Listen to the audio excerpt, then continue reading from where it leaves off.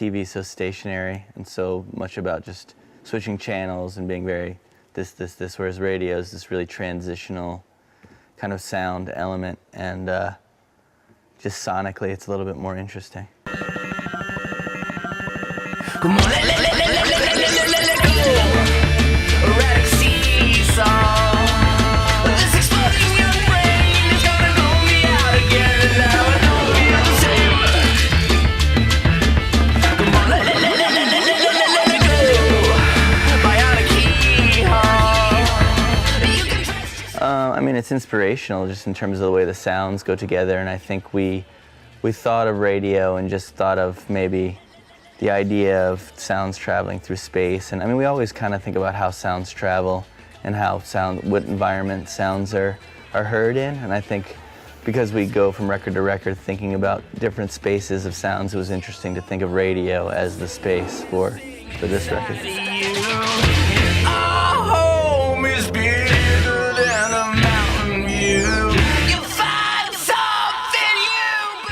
There were these things called air check tapes that I guess Dave had some of his brothers, and then I sort of just found a lot of them online. They were things that DJs would do for job auditions. So if I heard something I liked, I just immediately sampled it, and then I had like a large database of them that, you know, if I needed a sound somewhere here or there, I would sort of search for which one fit in like the song that we were currently working on. I made a shadow with my hand, I made it like your heart, but they will never be the same.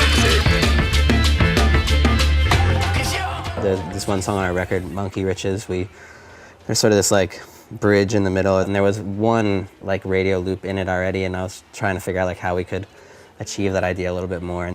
And in that moment, something like a theme of radio interference or radio sounds, or like the idea of tuning a radio is something that connect the dots to other songs on the record, then yeah, it's definitely something to hold on to, and makes the record from start to finish kind of exist in a similar universe, you know, or world or something.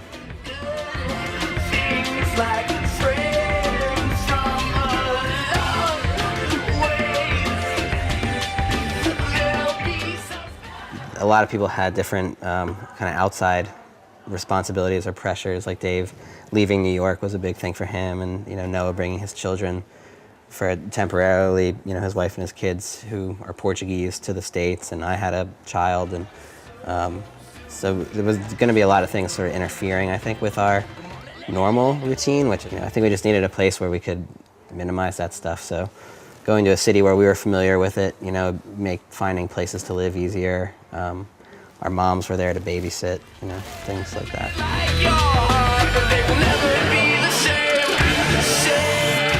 It's rare that we get to hang out for that long or that we're around each other, so we get really excited because aside from working and playing music, it is just like the time we spend together hanging out, joking around, and so look forward to that. And just being in the Baltimore countryside is nice too. It snowed a lot, and it was really cool just to be around in that environment and to be able to make music.